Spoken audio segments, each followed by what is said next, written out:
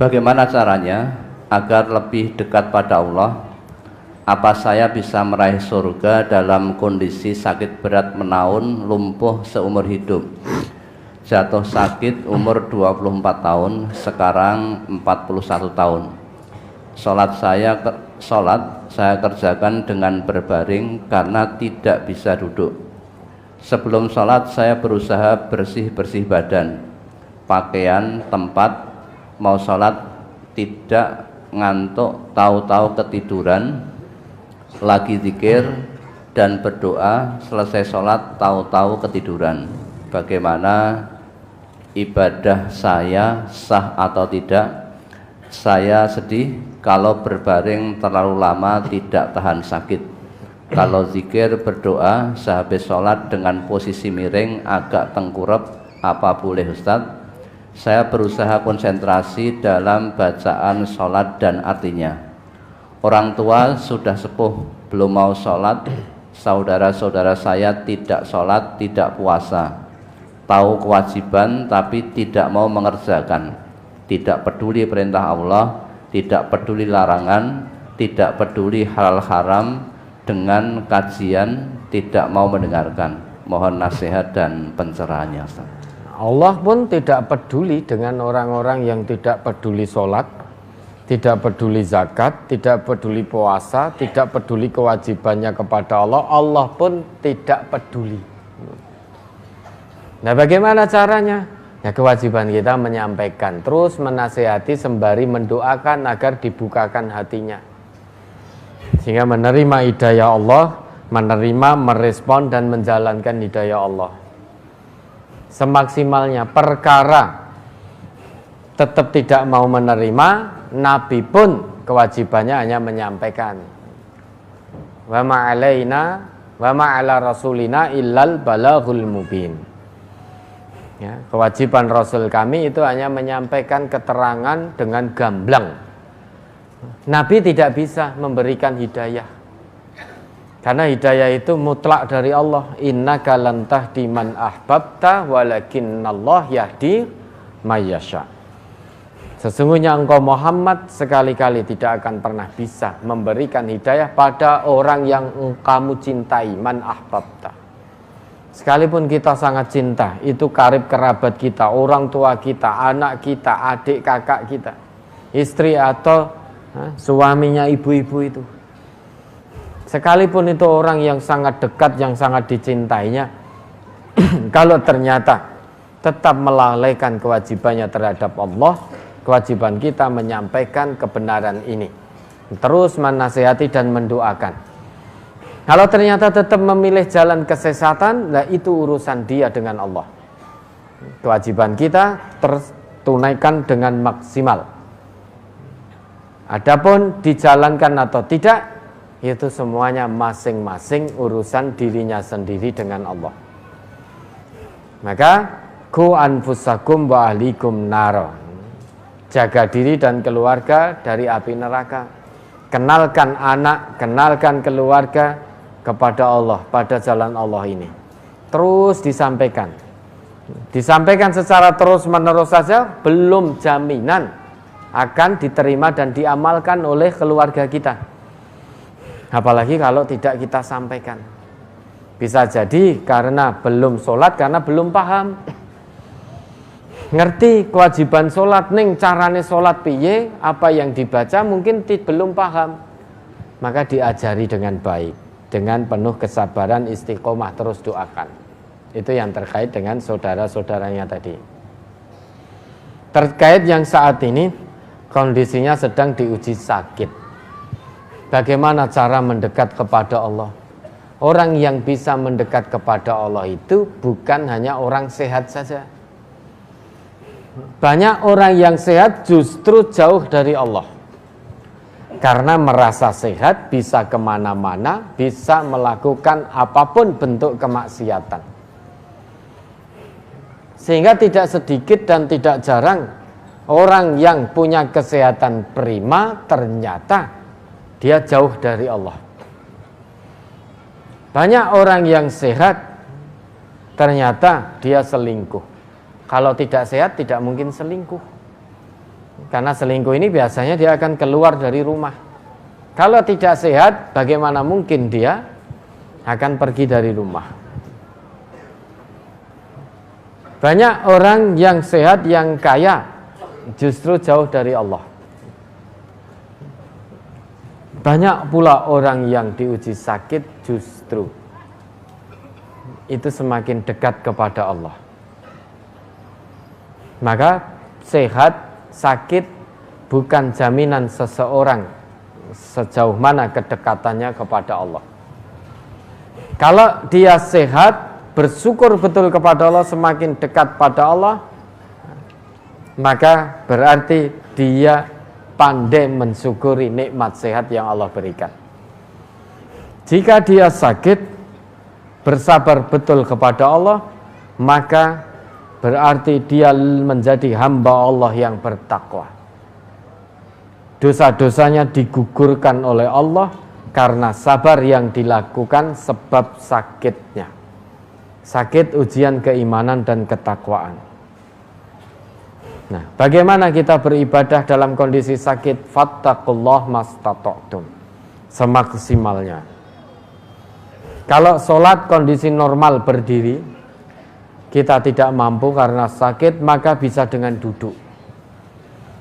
Kalau duduk pun tidak mampu, maka bisa dengan berbaring. Itu perintah Nabi. Shalli qa'iman, fa illam tastati' fa qa'idan, fa illam tastati' fa 'ala jambin. Salatlah dengan berdiri, tentunya dalam kondisi normal, tidak sedang sakit. Kalau ternyata sakit kemudian menjadi tidak bisa berdiri, faqa'idan, sholat dengan duduk. Kalau ternyata duduk juga tidak bisa karena sakitnya, ujiannya kebetulan berat menurut manusia, maka sholat dengan berbaring. Insya Allah sholatnya, kebaikannya di sisi Allah tetap akan diterima. Kerjakan, dekat pada Allah, semakin dekat semakin dekat. Ibadah-ibadah wajib yang dilakukan maksimal dikerjakan. Ketika sholat kemudian ngantuk-ngantuk, lap hilang, terus sadar lagi, lap hilang. Bagaimana kondisi sholat yang seperti itu? Karena ini sakit berat. Insya Allah dengan begitu sholatnya tetap sah. Begitu sadar, lanjutkan. Nanti tertidur lagi, tersadar, lanjutkan lagi. Insya Allah sholatnya sah. Ad-daruratu tubihul mahdurat. Jangan berkecil hati. Ibu ini jangan berkecil hati. Jangan suudzon kepada Allah. Terus berbesar hati. Karena kita menjadi hamba Allah yang maha besar. Maka jangan berkecil hati. Lawang kita ini hamba Allah yang maha besar. Maka berbesar hati menerima ujian sakit dari Allah ini. Yakinlah, di balik sesuatu yang kita benci ini banyak kebaikan yang sudah Allah siapkan. Bisa jadi dengan sakit ini kita sabar, dosa-dosa kita berguguran sehingga menjadi bersih, menjadi suci, tidak punya dosa. Dan ini hanya bisa dilakukan oleh hamba Allah yang benar-benar beriman dan bersabar. Ya ayyuhalladzina amanu sta'inu bis sabri was shalah. Innallaha ma'as sabirin. Berbahagialah bahwa salah satu janji Allah, Allah akan membersamai hambanya yang bersabar. Jika hambanya bersabar dalam menjalani ujian sakit dari Allah, janji Allah mendapat kebersamaan dari Allah. Hatinya menjadi tenang. Karena yang bisa menenangkan hati satu-satunya adalah Allah. Huwallazi anzala sakinata fi qulubil mu'minin liyazdadu imanan ma'a imanihim. Dia Allah yang menjadikan hati manusia, hati orang yang beriman itu tenang. Dengan ketenangan hati itu bertambah pula keimanannya. Sakit, tapi kalau sudah dibersamai oleh Allah, hati akan terus tenang. Fisik boleh sakit, namun hati jangan sampai ikut-ikutan sakit. Hati tetap bertaut kepada Allah. Mohon ampun pada Allah, istighfar pada Allah. Menerima dengan ikhlas apa yang menjadi ujian Allah. Dengan begitu kita akan mendapatkan pertolongan dari Allah, membuktikan janji-janji Allah. Samping itu, ikhtiar insani dilakukan dengan maksimal. Usaha periksa ke dokter yang ahli, jangan ke dukun ya. Dokter yang ahli. Kalau ini lumpuh karena saraf, berarti ke dokter ahli saraf semaksimalnya. Kemudian tawakal kepada Allah. Kata Allah, wa may yatawakkal 'ala Allah fahuwa hasbuh. Innallah balighu amrih. Qad ja'alallah likulli syai'in qadra. Barang siapa yang tawakal kepada Allah, fahuwa hasbuh. Allah akan cukupkan kebutuhannya. Dan barang siapa yang bertawakal kepada Allah, Allah akan laksanakan urusannya. Kalau Allah janji menyelesaikan urusan dunianya, maka Allah pun pasti akan berikan janji itu. Syaratnya kita tawakal. Lah, apa itu tawakal? Ini panjang penjelasan tawakal. Penjelasan tawakal itu panjang. Setidaknya ada 4 terkait dengan tawakal. Menurut Al-Quran, ini paling sedikit, belum yang paling banyak. Orang yang bertawakal kepada Allah itu, yang pertama akan bertambah keimanannya. Orang yang bertawakal kepada Allah akan mendapatkan kebahagiaan dunia dan akhirat. Orang yang bertawakal kepada Allah akan dijauhkan dari gangguan setan. Orang yang bertawakal kepada Allah akan diberikan jalan keluar dari setiap permasalahan. Orang yang bertawakal kepada Allah diberi kecukupan dunianya oleh Allah. Quran surat At-Tolak ayat 3. Wa may yatawakkal 'ala Allah fahuwa hasbuh. Innallah balighu amri. Allah akan selesaikan semua urusan dunianya dengan syarat tawakal. Yang kedua, orang yang bertawakal kepada Allah akan meningkat keimanannya. Al-Maidah ayat 23. Qala rajulani minal ladzina yakhafuna an'amallahu 'alaihi madkhulu 'alaihimul baba. Fa'idha dakhaltumuhu fa'innakum ghalibun. Al-Maidah ayat 23.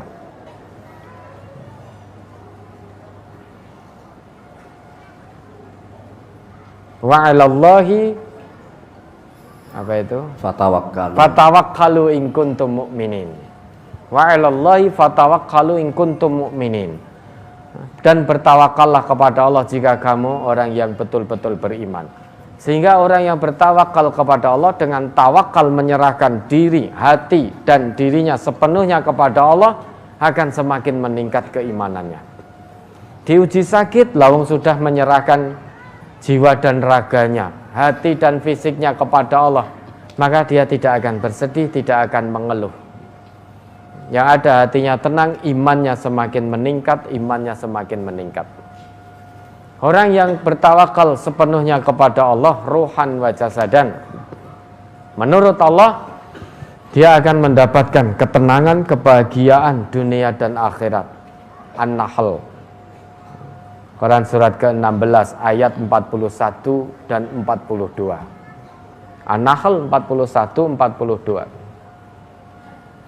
Balladzina hajaru fi sabilillahi min ba'di ma zulimu lanubawwi'annahum fid dunya hasanah wala ajrul akhirati akbar law kanu ya'lamun alladzina sabaru wa ala rabbihim yatawakkalun. Sehingga orang yang bertawakal sepenuhnya kepada Allah itu dijanjikan oleh Allah mendapatkan ketenangan hidup, kebahagiaan hidup dunia dan akhirat. Lanubawwi'annahum fid dunya hasanah. Kami akan tempatkan dirinya di dunia ini di tempat yang baik. Wala ajrul akhirati akbar law kanu ya'lamun. Dan di akhirat dia akan mendapatkan balasan yang lebih baik daripada balasan atau kenikmatan yang dia dapatkan di dunia. Siapa itu? Alladzina sabaru wa ala rabbihim yatawakkalun, yaitu orang yang senantiasa bersabar dengan ketetapan Allah dan orang yang senantiasa bertawakal, menyerahkan hati dan diri sepenuhnya hanya kepada Allah. Itu yang ketiga. Orang yang bertawakal kepada Allah sepenuhnya dijanjikan oleh Allah dia terjauh dari gangguan setan. Setan tidak bisa menguasainya. An-Nahl 99 dan 100. Ayat 99 dan 100. Innahu laisa lahu sultanun 'alal ladzina amanu. Terus Wa ala rabbihim yatawakkalun. Sesungguhnya setan itu tidak bisa menguasai. Setan itu tidak bisa menguasai hati orang-orang yang beriman dan senantiasa bertawakal kepada Allah. Sehingga orang yang bertawakal sepenuhnya kepada Allah tidak mempan diganggu oleh setan. Lah kita ini kalau masih menuruti bujuk rayu setan, ada yang salah dengan tawakal kita. Karena menurut Allah, orang yang bertawakal sepenuhnya kepada Allah, dia memang tetap diganggu oleh setan, namun tidak mempan gangguannya. Artinya orang itu tidak menuruti bujuk rayu setan. Sehingga setan itu tidak punya sultan, tidak mempan, tidak mampu menguasai hati orang yang beriman dan orang yang senantiasa bertawakal kepada Allah. Karena setan itu hanya mampu menguasai jiwa, hati orang-orang yang menjadikan setan sebagai sahabat setia dan orang-orang yang mempersekutukan Allah. Itu mudah sekali untuk dikuasai oleh setan. Orang yang beriman dan bertawakal sepenuhnya kepada Allah tidak mempan. Bukan berarti dia tidak diganggu oleh setan, tetap diganggu. Namun orang itu tidak memperturutkan gangguan setan, sehingga ditolak, dilawan gangguan setan. Nah, maka ibu saat ini mudah sekali bagi setan untuk masuk, karena ibu dalam kondisi sakit berat. Tapi ingat, jangan pernah melupakan Allah, jangan pernah jauh dari Allah. Jangan pernah jauh dari Allah. Jangan pernah putus harapan. Jangan pernah putus asa dari rahmat Allah. Allah itu Asy-Syafi, Maha menyembuhkan. Maka fisik boleh sakit, namun hati jangan ikut-ikutan sakit. Kalau hati sakit, maka kita akan dikuasai oleh bujuk rayu setan. Kita sakit, namun kita terus mengeluh. Yakinlah, Allah tidak membeda-bedakan siapa yang sehat, siapa yang sakit. Baik sehat, belum tentu dia bisa bertakwa dengan anugerah kesehatan yang Allah berikan. Meski sakit, belum tentu dia menjadi hamba yang durhaka sebab tidak sabar menjalani sakitnya. Sehat dan sakit itu hanya kondisi fisik, sedangkan takwa adalah kondisi hati. La tuzakku anfusakum huwa a'lamu bimanit taqwa. Ketakwaan itu tempatnya di dada, kata Nabi. Sehat, sakit hanya kondisi fisik kita sementara. Karena manusia itu kalau tidak sehat ya sakit, kalau tidak sakit ya sehat, kalau tidak hidup ya mati, kalau tidak mati ya hidup. Sehat sakit itu kondisi sementara fisik manusia. Sedangkan takwa itu kondisi hati kita. Dengan kesehatan ada orang yang bertakwa dengan kesehatannya. Ada pula yang tidak bertakwa meski dianugerahi sehat. Diuji dengan sakit, ada orang yang durhaka, suudzon kepada Allah, dengan mengatakan, ya Allah, saya sudah sholat, saya sudah puasa, sudah zakat, kenapa harus saya ya Allah yang sakit berat ini? Why always me? Kata Allah, why not? Kenapa tidak? Karena Allah tidak membebani seorang hamba di luar kemampuannya. Maka dijaga hati. Belum tentu yang ngomong ini nanti nek diuji sakit berat juga masih bisa ngomong seperti ini. Karena itu amalan hati. Maka kita yang masih kewajiban sesama muslim, maka tawaso, saling nasihat menasihati. Nah besok di lain waktu kita yang sakit, maka yang diuji sehat yang menguatkan, memberi nasihat. Terus begitu kewajiban sesama mukmin. Nah, kondisi fisik sementara sehat dan sakit, namun hati, takwa itu kondisi hati. Jaga kondisi hati agar terus bertakwa kepada Allah. Meski kondisi fisiknya sementara sehat ataupun sementara sakit, jangan pernah meninggalkan ketakwaan kita kepada Allah. Ya, mudah-mudahan bisa dipahami, mudah-mudahan diberi kesembuhan, kesabaran oleh Allah. Sudah? Sudah cukup.